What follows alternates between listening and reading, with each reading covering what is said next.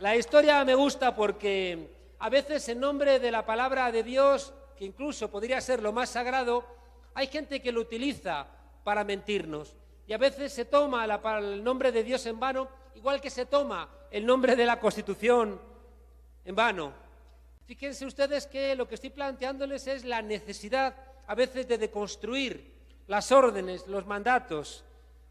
Una de las razones principales que ha hecho de Podemos una fuerza política diferente al resto de las fuerzas españolas es que nosotros hemos partido de un diagnóstico diferente de la realidad política. Entendimos que buena parte de los discursos hacían un análisis político desdentado, donde la libertad de los esclavos se medía por la longitud de su cadena. Nosotros establecimos, fíjense ustedes, que veníamos de una gran derrota. Establecimos que en nuestro análisis buena parte del pensamiento crítico había sido derrotado y a veces incluso devastado. Y esa diferencia nos liberaba de cualquier tipo de nostalgia y nos enfrentaba con una mayoría de edad que era inclemente. El infante, infonis, el que no fona, el que no tiene voz, está de alguna manera condenado a que haya siempre un adulto a hablar por él. Nosotros decidimos asumir nuestra condición de adultos, nuestra condición de gente madura, y por tanto no puedes pedir ayuda a nadie porque estás solo con tu propia pelea. En esta discusión entendimos y creíamos que era muy relevante que había, en primer lugar, que atreverse a pensar de manera diferente.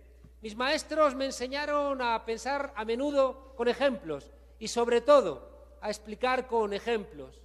Hay una historia que he venido contando durante las campañas electorales de estos apenas 18 meses de existencia de Podemos, una fuerza política que ha cambiado el escenario de España, de Europa y me temo que más allá. Y se lo digo sin la más mínima sombra de arrogancia. Hace unos días Mariano Rajoy, el presidente de España, tuvo que convocar en Madrid al 100% de la derecha europea. ¿Saben ustedes por qué? Porque el lugar donde es débil la política de austeridad que representa el modelo neoliberal es precisamente en España. ¿Por qué? Porque ahí hay una fuerza política, Podemos, que pese a las grandes mentiras de las encuestas, está planteando un desafío al statu quo. Si las encuestas dijeran la verdad, no habrían hecho ese esfuerzo de venir toda la derecha europea a reforzar a Rajoy, porque saben que hay un problema radical de contagio. Les decía que nosotros establecimos una lectura diferente y entendimos que vivíamos en un momento donde la resignación se estaba convirtiendo en una política de Estado. Joseph Stiglitz, un premio Nobel, se dieron cuenta de que esas políticas neoliberales no funcionaban y nos dijeron dos cosas que son esenciales en la reconstrucción de la política, tanto en España como en México. Plantearon con absoluta nitidez: haced lo que nosotros hicimos, no lo que nosotros decimos que hay que hacer. Y en segundo lugar, estos países que quieren hacer tratados de libre comercio, que quieren desregular las leyes para que el león tenga la posibilidad de, con absoluta impunidad, comerse a las gacelas. Y la segunda cosa que plantearon fue: el corazón de las políticas neoliberales es habernos convencido de que no existía alternativa. Y el corazón del éxito de toda esa construcción era que no había alternativa. Donde nace el modelo neoliberal es en el año 73. Y hay un país, que es Chile, que intenta construir un socialismo con rostro humano. ¿Y qué es lo que hacen? Le dan un golpe de Estado. Y hay casi 20 años de premios Nobel de Economía a autores neoliberales, para que nos digan lo que luego se enseñan en las aulas, que la única manera de enseñar economía, que el único camino posible es el neoliberal. Y era todo mentira. Era mentira que abriendo las fronteras aumentes tus exportaciones. Era mentira, no había evidencia ni empírica ni práctica de que bajando el salario de los trabajadores aumentaba el empleo. Era mentira que bajando los impuestos a los ricos se generase una mayor inversión. Llevamos más de 2 décadas de mentiras. 2 décadas, fíjense ustedes, con una economía asumiendo como si fuera la única verdad incontrovertible asuntos que lo único que han servido es para convertir a nuestros pueblos a la pobreza. Fíjense que la resignación se convierte en una política de Estado. Y una de las cosas que han hecho ha sido borrar la historia. Por eso esta reivindicación de la memoria. Me acuerdo que aquí Fox planteó que la historia empezaba después de la conquista. Como si ustedes no pudieran encontrar antes de la conquista nadie que anticipara su rabia. ¿Qué necesidad tiene el modelo neoliberal de hacer siempre un borrado, ¿no?, de nuestro disco duro para que estemos siempre empezando de cero? Hemos sido nosotros los que hemos escrito en nuestra propia conciencia que no es posible, y a lo mejor por eso, y esto es uno de los elementos que intento demostrar en el libro, a veces hay que desaprender para poder cambiar las cosas. No tenemos una alternativa cerrada a 300 años de democracia representativa, ni tenemos una alternativa a 500 años de sistema capitalista, pero tenemos derecho a saber lo que no queremos. Y cada vez que uno de nosotros no quiere algo, y no lo quiere no para nosotros, sino no lo quiere para el conjunto, es una teselita, que es una de las piezas del mosaico, que lo pones en la pared. Porque no nos sirven las grandes recetas de ningún credo, ni del marxismo, que pretendían tener una lectura científica de hacia dónde íbamos. Ya no hay esas lecturas científicas, porque cada vez que ocurre algo, interactuamos unos con otros. Cada vez que se coloca esa teselita, las demás se mueven, y el dibujo lo estamos construyendo constantemente. Y lo que hay que asumir es precisamente eso, que el dibujo está por escribir. Los narcos, los canallas, están envalentonados y la gente decente está perpleja. Y eso requiere una explicación. ¿Cómo es posible que los canallas estén tan seguros de sí mismos? En primer lugar, porque el miedo se ha hecho el elemento central de nuestras sociedades. El miedo se ha convertido en el elemento central de lo que nos ocurre. En primer lugar, tenemos miedo porque el mundo se ha convertido en un eterno supermercado. Todo se ha convertido en una mercancía. Todo. Es un mercado donde todo está en virtud de la oferta y la demanda. Se compra y se vende el alimentarnos, el vestirnos, la casa, aprender, el ocio, el sexo. Me llama mucha alegría que me enseñaba Alejandro Encinas esos alebreles de allá afuera. Seguramente que eso no está construido desde una perspectiva mercantil, sino que es gente del pueblo que se enfrenta a su voluntad de crear para hacer esta ciudad más bella. Y eso molesta a los poderosos, porque cada vez que hacemos algo que se escapa al mundo del mercado, de la oferta y la demanda, estamos impugnando esa lógica y se encuentran desnudos. Así que bienvenidos por ese tipo de iniciativas. Todo lo que hacemos, no por un precio, sino por una solidaridad por los demás, es revolucionario, porque impugna esa lógica. Decía don Antonio Machado: todo necio confunde valor y precio. En Estados Unidos no hay pobres, no hay ni un solo pobre, son losers, son perdedores. Y la diferencia entre un pobre y un perdedor es que el perdedor ha interiorizado su responsabilidad en la culpa. Al final, fijaos que se genera un profundo miedo porque no queremos comer ni queremos ser comidos. El neoliberalismo es una sociedad donde tenemos que ser todos empresarios de nosotros mismos. Una sociedad neoliberal es una sociedad donde la lógica, el sentido común generalizado es que tenemos que invertir en nosotros mismos, en todo lo que hagamos, invertir en los estudios, invertir en nuestras relaciones, en como si todo fuera, ya digo, una empresa en competencia unos con otros. 2, miedo a la precarización laboral, a que los trabajos duran en Europa, de media ya no llegan a un año, y por tanto te pueden despedir en cualquier momento. Y eso te va generando un miedo a que el jefe puede hacer ya cualquier cosa. A veces parece que regresamos a la Edad Media. Eso nos genera un profundo miedo otra vez. En tercer lugar, miedo, porque vivimos en ciudades muy grandes, ciudades donde estamos muy aislados, donde a veces es más fácil que nos comuniquemos por teléfono, por internet, que encontrarnos. Y esa dificultad para encontrarnos nos hace que nosotros, que somos animales sociales, nos sintamos mal. Hay un cuarto miedo, y tenemos miedo, ¿sabéis por qué? Porque vivimos endeudados. Somos una sociedad endeudada, y estamos endeudados con mafiosos. Fijaos qué grado de inhumanidad tiene esta Europa, que luego va por ahí dando lecciones de derechos humanos. Y resulta que presionan para que no se den ayudas a Grecia hasta después de las elecciones, para que no levanten cabeza.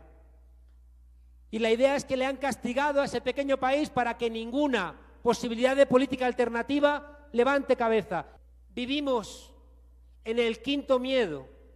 Después de este endeudamiento que nos tiene asustados, el último miedo hace referencia a que no entendemos nuestros países, a que nos argumentan en nombre del déficit, de la deuda, de los activos en manos del público, y no entendemos nada, solamente que hay más recortes, que hay menos dinero para educación pública, para sanidad pública, para vivienda pública, para descongestionar el tráfico, para transporte público. No hay dinero en nombre de la dictadura financiera. Esto implica que ese miedo es el caldo de cultivo de las políticas conservadoras. Y esto hay que entenderlo en todos lados, porque es lo mismo. El modelo neoliberal ha intentado, en cualquier caso, construir sociedades basadas en el miedo, porque el miedo nos convierte en sujetos infantiles que no fonan, que no tienen voz, que le piden ayuda al hermano mayor que venga a solventar nuestros problemas. Decía, para que no perdamos el hilo de lo que estaba contando, que hay un primer elemento central, y es que la lectura de Podemos frente a cualquier otra fuerza política es que partíamos de una derrota. Y esa derrota la establecía, en primer lugar, que hemos construido en las sociedades neoliberales las políticas del miedo, y que la política del miedo se ha convertido en una política de Estado, y que junto a la política del miedo se ha construido la política de la resignación, que al final implica la inexistencia de la posibilidad de los cambios. En segundo lugar, hay un elemento que en nuestra lectura de que veníamos de una derrota era esencial, y era que ese lugar, antaño llamado izquierda, había cometido errores que nos obligaban a una relectura radical para que las preguntas de la izquierda siguieran siendo válidas en el siglo XXI. No las respuestas, sino las preguntas. En primer lugar, entendimos que había errores teóricos en la izquierda. Errores teóricos como pensar que había un único sujeto revolucionario, que era la clase obrera, que era la que iba a aportar las transformaciones. Y no era cierto. Dejando de lado indígenas, mujeres, estudiantes, muchos actores que no se entendían a sí mismos como parte de la clase obrera, pero que querían formar parte del cambio. La idea de que había que estatalizar todos los medios de producción no funciona, no ha funcionado en ningún lado. Y fijaos que estatalizar dejaba de lado lo de hacer públicos, es decir, un tipo de gestión colectiva que apenas hemos practicado. Otro error teórico de la izquierda era pensar que era científica, que tenía un marco, un modelo, donde si tú hacías las cosas de esa manera, llegabas a un resultado. No es así, no es verdad. Cada vez que tú mueves una ficha, las demás fichas se mueven, y por tanto no hay una teoría cerrada. En segundo lugar, fijaos qué importante, la gestión de la izquierda durante el siglo XX ha sido equivocada, porque simplemente gestionó de una manera paternalista y cometió un profundo error. Sacó a los proletarios de su condición de pobreza, los convirtió en clases medias y terminaron votando a sus verdugos. Hay que tomar nota de esto. Lo estamos viendo ahora en América Latina. Estos 15 años han sacado a millones de personas de la pobreza. ¿Y qué están haciendo? Votando a los que van a ser otra vez sus verdugos. No es extraño que haya gente que mire hacia la izquierda del siglo XX y diga: yo estoy por la emancipación, pero no me hagas cargar con el fardo de la historia de la izquierda durante el siglo XX. Y pide a la gente mayor generosidad para que no obligue a las nuevas generaciones a cargar con el fardo de los errores de la izquierda durante el siglo XX. Por tanto, tenemos la obligación de entender que hay que reinventar la gestión desde presupuestos emancipadores, que no significa ni la gestión paternal ni la gestión autoritaria. Y eso tenemos que inventárnoslo. Y allá donde gobierna gente en nombre de la izquierda o en nombre de la emancipación, tiene que intentarlo. Lo hemos entendido nosotros en Podemos, sabiendo que al lado del vector representativo que montábamos, un vector para competir contra las maquinarias electorales del PSOE y del PP, al lado que construíamos un vector mediático potente, un vector discursivo potente, un vector representativo, teníamos que armar un vector popular. La gran diferencia, fijaos, la gran diferencia de Podemos con el resto de los partidos políticos europeos, os decía que la gran diferencia con los partidos españoles es que nosotros hemos asumido que partimos de la derrota de la izquierda y sobre eso hemos construido. Pero la gran diferencia con el resto de los países de Europa es que en España estuvo el movimiento de los indignados, el 15M. Ahí es donde nace realmente la posibilidad de una democracia diferente. Me han preguntado hoy 20 veces, ¿ve usted posible un Podemos en México? Y repito, y os lo digo a vosotros, quien busque un Podemos en México se equivoca. Lo que tenéis que buscar es un movimiento de los indignados, un movimiento popular, un movimiento desde abajo que impugne la democracia realmente existente y sus mentiras. No buscar un aparato político, sino un aparato popular desde abajo, que sea el que después genere la posibilidad de una respuesta política.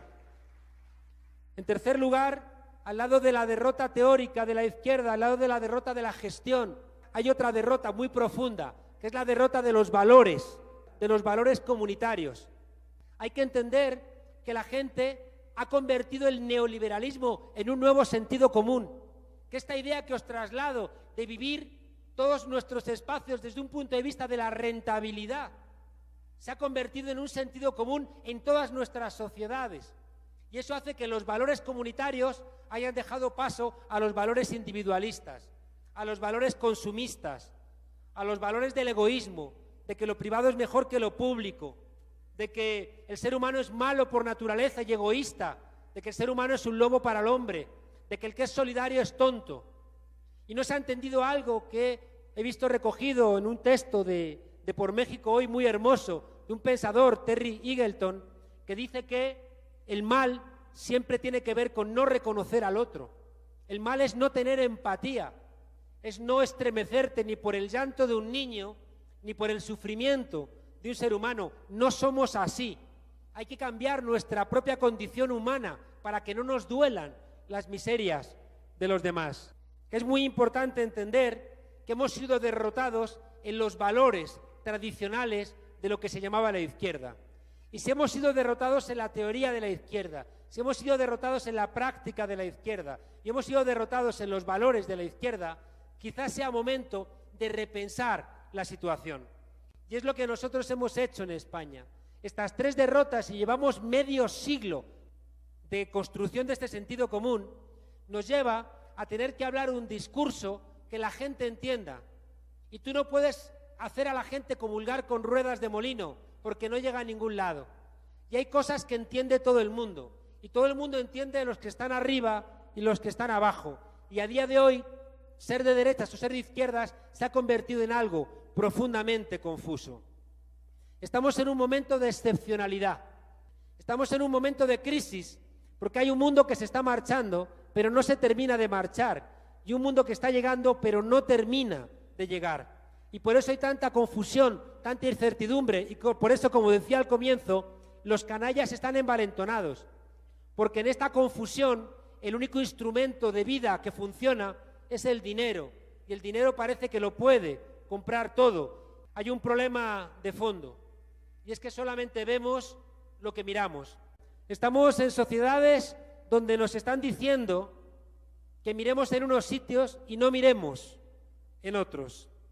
Y es muy importante entender que uno de los elementos tradicionales del pensamiento de la izquierda no funciona hoy en día. Los filósofos hasta ahora han interpretado de manera diferente el mundo. De lo que se trata es de transformarlo. Bueno, nosotros en Podemos nos permitimos con humildad enmendarle la plana a Marx y entender que estamos en un momento histórico donde para transformar el mundo tenemos que volver a interpretarlo, porque solamente volviéndolo a interpretar vamos a poder ver las cosas que nos están diciendo que no miremos. Una de las grandes cosas que hemos hecho en España es que hemos roto los candados de la impunidad, y todo eso lo hemos hecho porque hemos desaprendido cosas. Para desaprender cosas hemos tenido que romper con todos los lastres que nos indicaban dónde teníamos que mirar, y nos negamos y hemos decidido mirar donde nosotros queríamos. El movimiento de los indignados nunca fue una respuesta, fue una pregunta a la democracia representativa. ¿Por qué no me representas, democracia representativa? Y fue una pregunta al Estado social. ¿Por qué si eres un Estado social me excluyes? Y bastaron estas dos preguntas para que todo se impugnara. El día después del 15M, cuando nace el movimiento de los indignados, el Roto, un filósofo nacional, dibujó una viñeta que decía: los jóvenes salieron a la calle y súbitamente todos los partidos envejecieron. Y la iniciativa la tuvieron los jóvenes, pero ahí estaba gente mayor, escuchando, sabiendo más que los jóvenes, pero no interrumpiendo su proceso de conocimiento, sino luego cuando los jóvenes les pidieron, les explicaron su conocimiento, porque si hubieran explicado desde el comienzo lo que ellos sabían, se habría detenido ese proceso de politización que significó el movimiento de los indignados. Hay una cosa que hemos logrado en España que me alegra mucho ver en este viaje, y es que cuando las peleas son genuinas, son honestas, están llenas de generosidad, y de repente parece claro que tiene que haber una nueva generación que represente la transformación, pero en esa nueva generación es obligatorio que esté la gente mayor aportando su experiencia, aportando sus errores y aportando también sus aciertos. Os decía antes que un elemento central para cambiar el modelo neoliberal es la memoria, y la memoria es un diálogo entre las diferentes generaciones. Solamente dejaros que tenemos tres grandes luchas que enfrentar. Una os la he dicho, tenemos la gran lucha contra los miedos que son consustanciales a nuestro sistema. Tenemos una segunda lucha muy fuerte contra la mayoría silenciosa, que es la que porta ese miedo. Y después tenemos una lucha a menudo contra nosotros mismos, porque portamos demasiados resabios que nos impiden construir las cosas de manera diferente. Una cosa que yo aprendí de América Latina es que la única manera de transformar es volviendo a emocionar. El modelo neoliberal tiene su swing, tiene su feeling, tiene su enamoramiento, que es prometernos un supermercado absoluto, inacabable, que no escucha el deterioro medioambiental, que no escucha el maltrato de los animales, que no escucha que hay medio planeta Tierra devastado, que no escucha, por supuesto, que sois las mujeres las que estáis pagando una buena parte de esa devastación de los cuidados de la vida, y que si se estropea la naturaleza los superáis con vuestro esfuerzo extra las mujeres, que si se retiran los cuidados los superáis con esfuerzo extra las mujeres, que si se retira el trabajo los superáis con vuestro esfuerzo extra las mujeres. Al sistema, ya digo, no le importa absolutamente nada. Aprendimos en América Latina que a esa emoción del consumo infinito había que contraponer una emoción alternativa, y esa emoción solamente la podemos encontrar en el colectivo. Esa McDonaldización del mundo lo que busca de alguna manera es que no pensemos en nuestras propias realidades, no vaya a ser que nos encontremos con nosotros mismos. Nosotros en Podemos entendimos que la única solución, la única autoayuda que funciona es la autoayuda colectiva. Y la autoayuda colectiva se llama política. Y que cuando nos han enseñado y nos han repetido hasta la saciedad que la política es una cosa sucia, nos están desconectando de la única herramienta que tenemos para encontrar soluciones. Del 15M salió nuestra estructura en círculos, que era decirle a la gente que se autoorganizara y que se marcara tareas a sí mismos, que empezaran a discutir cómo podían ser de manera diferente esos artículos de la Constitución que nos estaban vendiendo como inamovibles. Decía mi maestro que cuando algo es necesario e imposible, hay que inventar una nueva dimensión. Si es necesario, que no me des con el palo en la cabeza, pero es imposible con las reglas que has puesto, porque con esas reglas me vas a dar con el palo en la cabeza, o me invento unas nuevas reglas, o voy a recibir el mazazo. Hemos llegado a la conclusión en España, aprendiendo también de América Latina, que si es verdad que el liberalismo es un sentido común, la única solución es sacar al sentido común de las cabezas. Decía, es más fácil sacar a un chimpancé de la jungla que sacar a la jungla del chimpancé, porque la jungla la tiene en la cabeza. De la misma manera yo me pregunté que nosotros teníamos que sacar el neoliberalismo de las cabezas de la gente, y eso solamente se hace dialogando.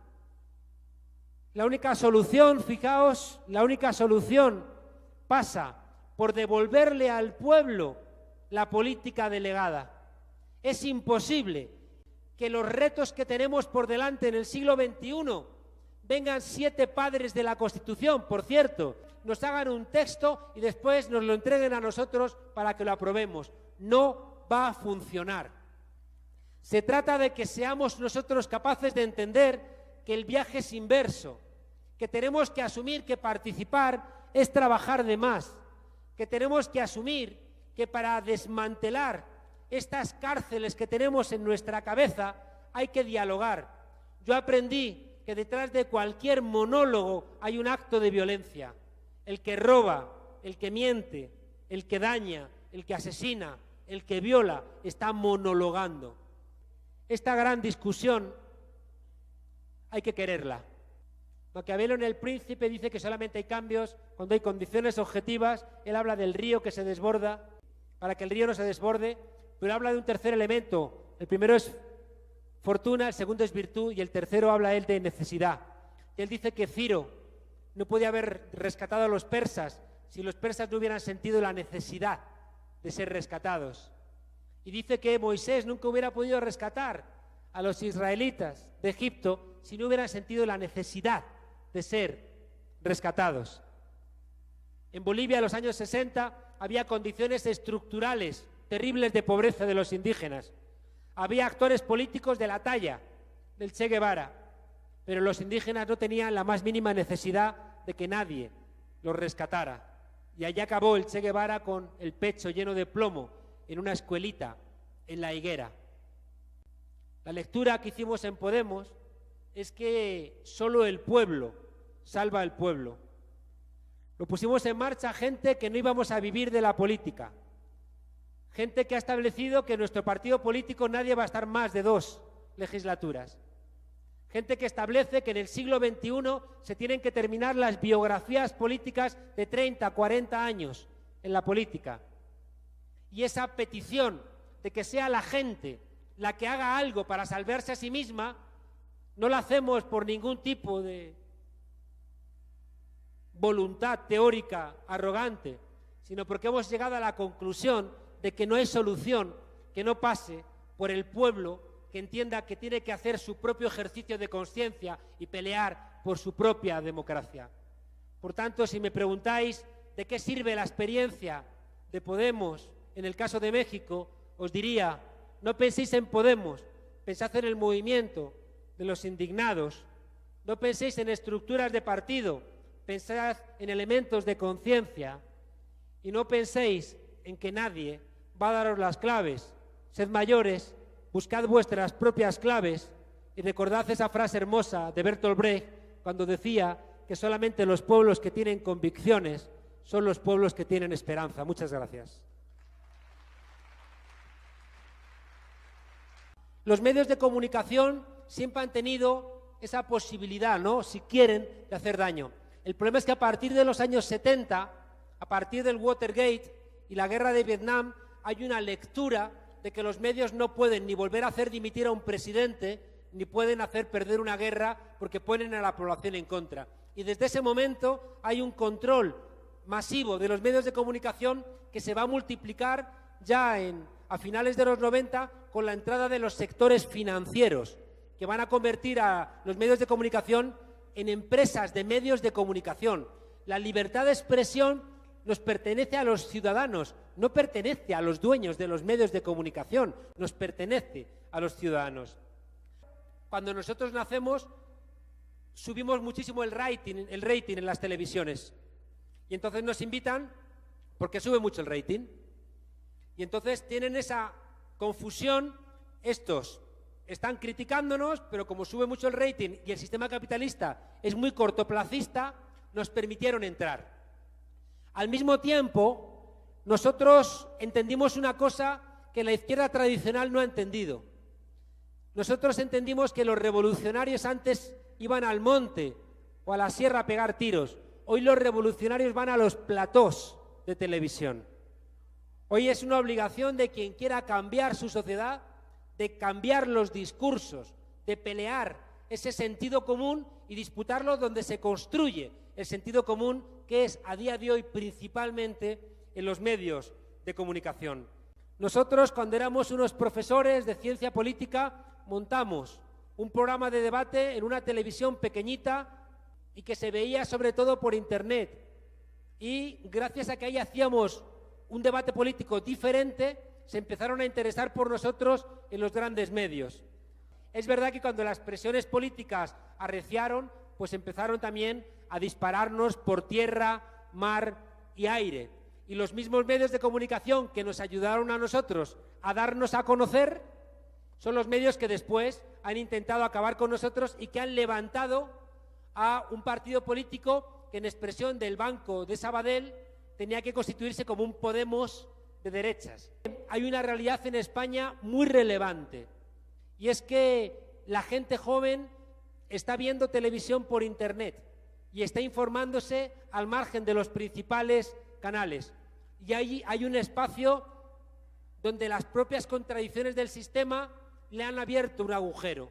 Creo que es muy importante ir construyendo información alternativa en otros lugares, prestar atención también a una cultura que vaya construyendo también imaginarios diferentes. Es absolutamente necesario que disputemos la hegemonía, el sentido común, la manera normal de entender las cosas allá donde se crea. Ahora bien, no vamos a ningún lado si esa izquierda elitista desprecia la televisión como una cosa plebeya y vulgar y decide no pelear, porque le estás dejando a los enemigos de la democracia su principal arma. Al final siempre se dice que 2 comunistas hacen una célula y 3 una escisión. Y siempre se plantea las enormes, dificultades que tiene la izquierda para juntarse. Creo que hay una parte teórica que es correcta, porque siempre hemos dicho que a la izquierda le separan sus ideales y a la derecha le unen sus intereses. Hay una cosa real, y es que la derecha siempre opera sobre cuestiones concretas y tangibles, y es mucho más fácil ponerte de acuerdo sobre lo que existe que sobre el análisis de lo que existe y de lo que va a existir. Por eso las discusiones en la izquierda a menudo tienen contenidos teóricos, pero que generan propuestas muy caínitas. Yo creo que eso es un problema generalizado y que nos debiera ayudar también a entender algo que aprendimos desde México. El Foro Social Mundial, que era muy deudor de principios y postulados zapatistas, no buscaba voy a crear una nueva internacional en virtud de lo que me separa de tu pensamiento, sino que voy a abrir un mundo donde quepan muchos mundos. Y voy a fijarme en lo que compartimos. Y los foros sociales mundiales tenían esa lógica. ¿Qué compartimos?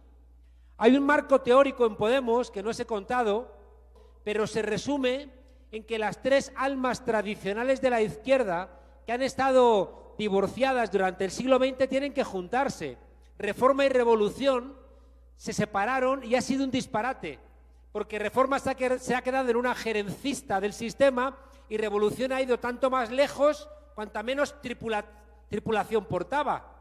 Y esa separación entre Revolución y Reforma, que ha perjudicado a las dos, hay que añadirla a otra gran discusión, que es la pelea con Rebeldía. Rebeldía es Bakunin frente a Marx, es Rosa Luxemburgo frente a Lenin, es Trotsky frente a Stalin.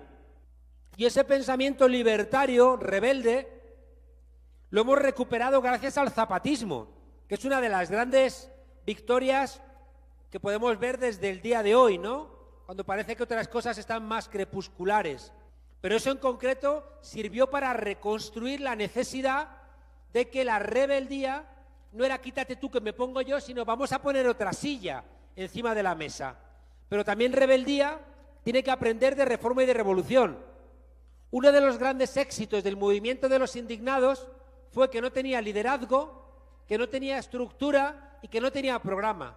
Curiosamente, los 3 problemas más grandes que tenía pasados 3 años. y que hubo que solventar creando estructura, programa y liderazgo. La izquierda no tiene mucha solución, porque la izquierda en su propia concepción teórica parece que ha nacido en esta disputa. Entonces, claro, hay una constante necesidad de darte tú con tu Marx en mi cabeza y yo de darte con mi Marx en la cabeza tuya, que al final es mejor, vamos a dejar al lado a Marx y vamos a hablar de otra cosa. A veces las discusiones en la izquierda son muy teológicas. Hay problemas que no tienen solución teórica, solo tienen solución empírica. Por tanto, la izquierda tiene que dejar de discutir en términos teóricos y discutir en términos de la práctica concreta. Nosotros estamos hasta las narices de la discusión con una izquierda teórica que nunca ha querido gobernar, que nunca tiene ningún interés en gobernar y que quiere ser derrotada, eso sí, con mucho romanticismo heroico. Nunca tiene el más mínimo interés en confrontar la posibilidad de disputar el poder a los que están vaciando nuestras democracias. Y son maximalistas, y son inflexibles teóricamente, y no ceden a ningún tipo de discusión en sus férreos postulados teóricos, y siempre pierden necesariamente, porque son tan sectarios que al final se convierten en un grupo autorreferenciado. Esa gente nunca ha querido gobernar. ¿Y cómo va a discutir alguien que quiere gobernar con alguien que no quiere gobernar?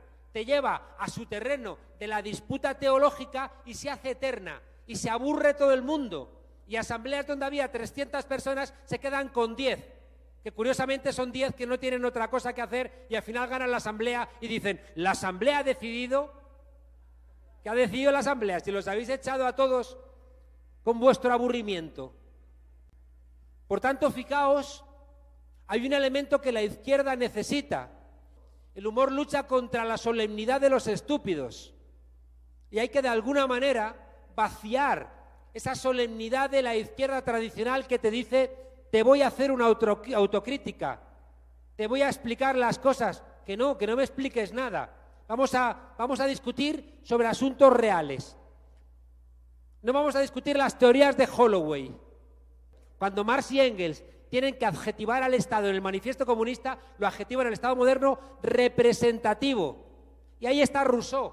Rousseau dice que tú representas lo que no está presente. Y si tú representas al pueblo, el pueblo no está presente. Y por tanto, el Estado representativo tiene un problema desde su nacimiento. Y por tanto, tenemos que pensar cómo solventamos el problema de la representación, que es uno de los problemas esenciales. Pero estamos en 2015, ¿eh? Y seguimos buscando soluciones del siglo XIX. Ahí yo entendí que la discusión ya no era teórica y que la discusión empírica ya no tenía más que discutir. En la discusión teórica podíamos haber estado siglos sin llegar a ningún lugar. En la discusión práctica ya está solventado. Ahí entendíamos que en esa discusión tradicional hay que llevarla a otros lugares más luminosos. ¿De dónde viene Podemos? Antes que existiera Podemos, existía una cosa que se llamó el Frente Cívico. El Frente Cívico lo pone en marcha Julio Anguita, que había sido el que se inventó Izquierda Unida. Y en un momento dado, él se da cuenta, hace la lectura de la derrota y dice, no vamos a ningún lado con nuestros postulados que son minoritarios en la sociedad. Tenemos que ser capaces de sumar. Y dice Anguita, ¿está usted de acuerdo en que en este invierno no debe haber una sola persona que no puede encender la calefacción porque no la puede pagar? Si está usted de acuerdo, me da igual que se considere usted de derechas, falangista o trotskista del séptimo Adviento. Si está usted en contra de esto, vamos a empezar a discutir. Y sobre ese principio concreto puedes llegar a un decálogo. Ahora los decálogos son muy socorridos. Hay gente que hace decálogos que tienen 12 puntos. Sobre cosas concretas que no admiten discusión porque está situando el debate en abajo y arriba. Y eso no es tan problemático. Yo que he estado montando círculos por toda España, diciéndole a los círculos que han fracasado en muchos lugares, que tenemos que reinventárnoslos. ¿Y sabéis por qué han fracasado? Porque basta una persona con el colmillo retorcido, con mucha experiencia política, con muchas lecturas de la izquierda clásica para cargarse un círculo con 100 y con 200 personas. Una, a veces dos. Y me he dado cuenta en toda España que a veces esas 2, 3 personas que los han ido echando de diferentes sectas terminaron reculando en Podemos y se cargaron los círculos en muchos lugares. Y yo he planteado en todos sitios que a esa gente hay que mandarles a su casa. Eric Fried explica cómo 6 personas han derrotado a un ejército de 5.000. Y cuando dan cuenta a los derrotados, dice, es que nos rodearon, ¿no? Y ustedes que tienen jornadas laborales muy largas, más con el tráfico aquí 2 horas de ida y 2 horas de vuelta, y con un Estado que no funciona y tienen que suplir ustedes, sobre todo a las mujeres, la política de cuidados. Y encima, en los ratos libres, hacer política. Y dices, coño, quiero ver una película, quiero, no sé, hacer el amor. Y uno no encuentra el cómo. En España nos unió la gente, no se unieron ni las izquierdas. Y Podemos ha repetido una frase 1000 veces.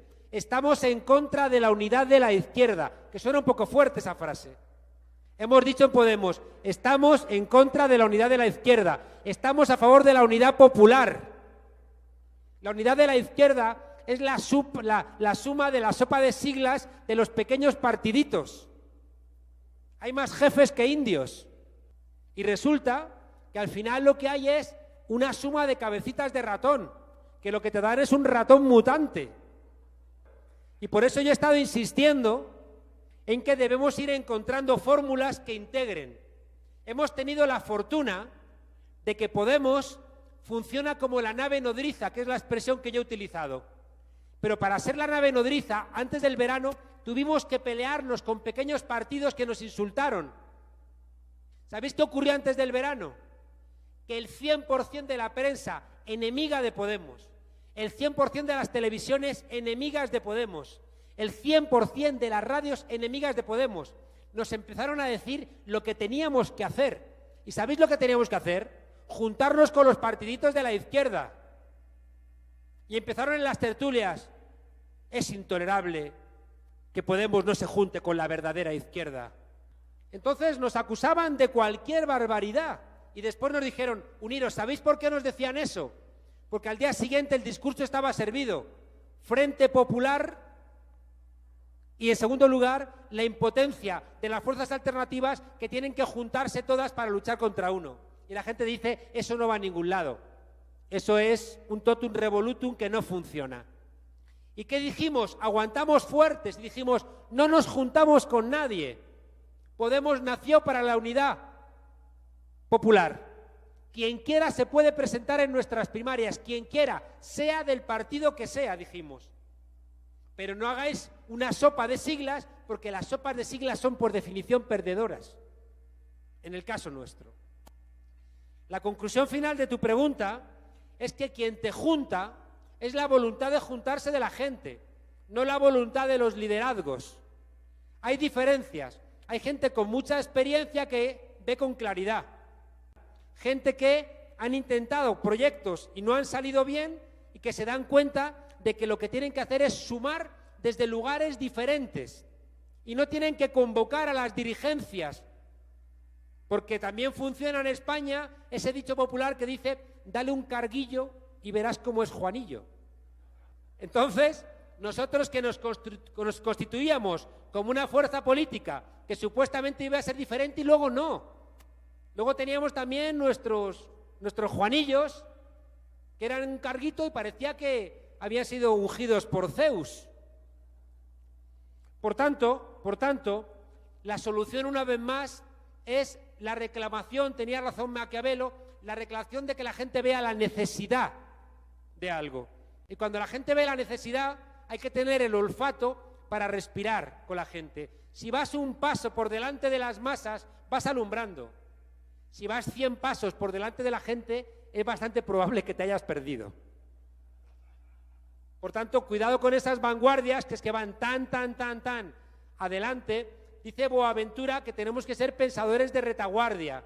¿Por qué dice él eso? Porque tenemos que escuchar no a la gente que tiene un diseño teórico que dice yo sé por dónde van las cosas, porque es mentira. No puedes saber por dónde van las cosas, tienes que tener la inteligencia para ir escuchando e ir cambiando constantemente tu lugar. Sabes hacia dónde quieres ir, pero tienes que escuchar todas esas influencias, porque si no te conviertes en un autómata. Y no somos Terminator.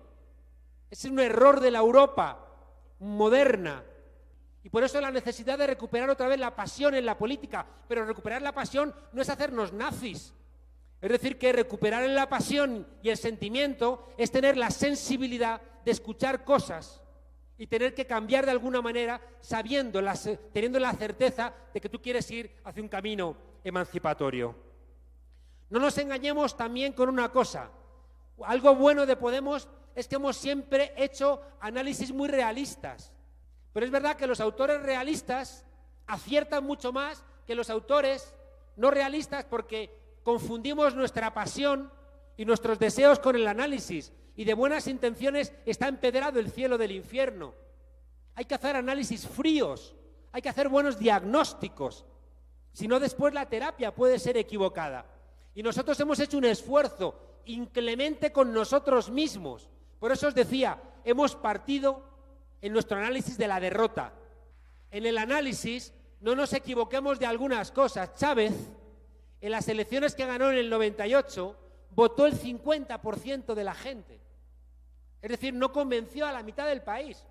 La gente pensaba que era otro milico, que... O sea, a veces parece que queremos reconstruir las cosas de una manera épica. No.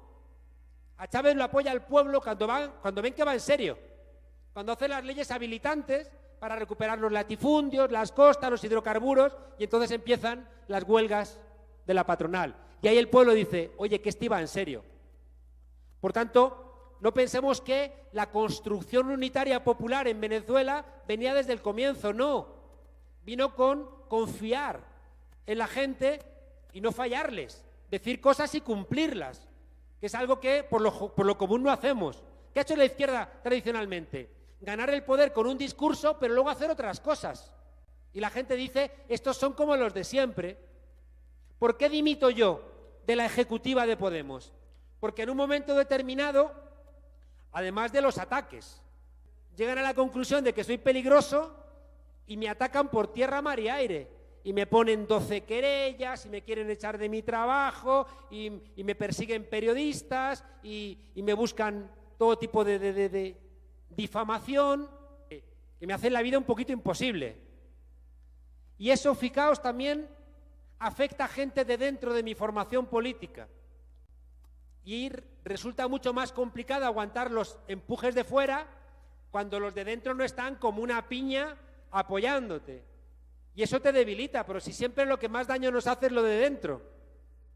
Si los de fuera ya sabemos que vienen a por nosotros, pero desde dentro hace falta una cohesión que no siempre se logra, ¿no? Pero lo realmente relevante es que yo veía que de los dos vectores que habíamos construido, del vector partitocrático y del vector participativo, estábamos abandonando el vector participativo. Y yo estaba convencido, y contesto a otra de vuestras preguntas, de que en el siglo XXI votar es condición necesaria, pero no es condición suficiente. Otra vez vuelve a ser esencial entender que tú ganas el Palacio de Gobierno, pero no ganas el poder. Y en ese libro le dice, tenemos el Palacio de Invierno, pero el poder lo tienen ellos. Ellos tienen los bancos, los medios de comunicación, el ejército, los profesores, la universidad, los funcionarios, tienen todo el poder. Y por tanto, mirad en Grecia, mirad en América Latina, lo que tú no pudieras defender en la calle, no lo podías defender en los parlamentos ni ejecutar desde los gobiernos. Por tanto, no basta engañar al pueblo para que te voten unas elecciones si le estás contando historias que no son ciertas y que no les están emocionando. Porque es al día siguiente, cuando ganes el poder, cuando tienes que realmente ver si ese poder lo puedes ejercer o no. Y ese poder solamente lo puedes ejercer si tienes el pueblo en la calle, dispuesto a defender con su voluntad lo que ha sancionado depositando el voto en las urnas. Y eso implica que tienes que hacer una discusión diferente, que ya no es electorera, que a ti no te interesa que el pueblo te vote en unas elecciones, sino que esté dispuesto a acompañarte en el resto de la legislatura. Si no, no hay cambios. Y por tanto esa conciencia de que los tiempos son otros son los que nos obligan a entender que necesitamos asumir que sin la gente no vamos a ningún lado. Al final esa lógica del número te hace representante que solo se reúne con representantes. ¿Y qué ocurre? Que siempre hay muchas tensiones en la política y siempre te ajustas por el eslabón más débil. Y el eslabón más débil es el que no te tensiona. Y si la gente no te tensiona, te ajustas por ahí arriba. Y al final la gente solamente se entera por la prensa de lo que has decidido. Ahí es donde yo creo que hay que cambiar la política. Claro, pero eso no es sencillo, porque habría que cambiar, para que esto sea real, las jornadas laborales. Por tanto, si quieres evitarlas, tienes que cambiar también la estructura económica, porque hay una relación directa entre desigualdades y violencia social y, por tanto, también violencia machista. Otra idea muy importante que habéis planteado es que el 15M fue una gran conversación que cambió el relato en España. En vez de hablar de una crisis, se hablaba de una estafa. En vez de hablar de los grandes hombres de la patria, se hablaba de sinvergüenzas que tenían la patria en Suiza. En vez de hablar de prensa objetiva, se hablaba de prensa manipulada. Empezó a cambiar las palabras, ¿no?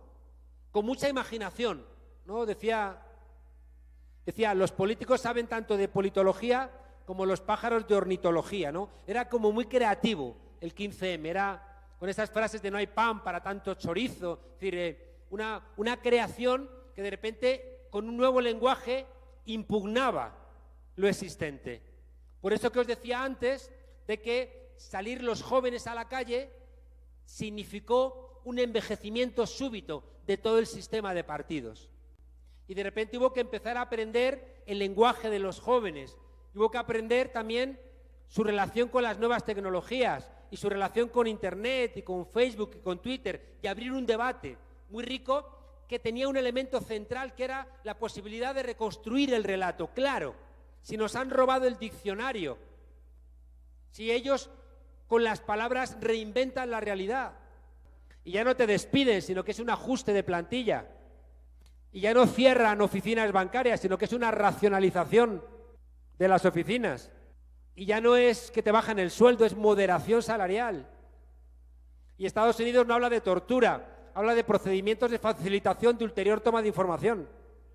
Y al final no hay estancamiento, sino crecimiento cero. Crecimiento cero. No entiendo nada, ¿no? Entonces, fijaos que en todos estos eufemismos, en todas estas construcciones de las palabras, perdemos muchos elementos para poder estar.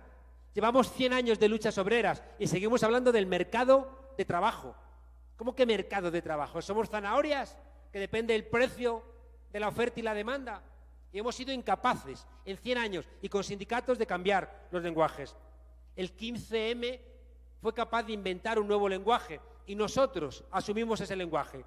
Fue utilizar la palabra casta y fue brutal. Ahora todos hablan de casta. Todos, hasta los de la casta. Una de las cosas de Podemos es que hemos renunciado al hacha. La izquierda ha dado siempre argumentos a la reacción para frenar la democracia. Y en América Latina, en los países donde había algún tipo de violencia, no ha podido ganar la izquierda nunca las elecciones. No sé si será algún tipo de ley, pero si había algún tipo de guerrilla, la izquierda nunca ha ganado las elecciones. Y si no había lucha armada, la izquierda podía ganar las elecciones. No queremos violencia porque la violencia justifica su represión y daría marcha atrás. Os doy otro dato muy importante. Nunca hubiera existido el movimiento de los indignados y, por tanto, si no hubiera existido el movimiento de los indignados, nunca hubiera existido Podemos si ETA hubiera seguido asesinando. Era un requisito para que nosotros pudiéramos impugnar de una manera radical la política, que no hubiera nadie asesinando en nombre de la política, porque eso invalidaba nuestra posibilidad de lucha. En ese mismo sentido, para ir terminando, creo que hay un gran error cuando desde algunas formaciones políticas que quieren reconstruir la izquierda se niegan las libertades civiles. Yo os he planteado que En ningún lado nos van a dejar gobernar, en ninguno. O sea, van a tener que asumir que gobernamos porque detrás hay mucho pueblo apoyando en las urnas y en la calle un tipo de políticas. Ahí no nos engañemos. Ese principio neoliberal de vota y no te metas en política no sirve en el siglo XXI para cambiar absolutamente nada. Te hacen una revolución de colores, te dan un golpe, te impugnan o te echan. Tienen que saber que detrás hay mucho pueblo. Por tanto, sin la calle no vamos a ningún lado.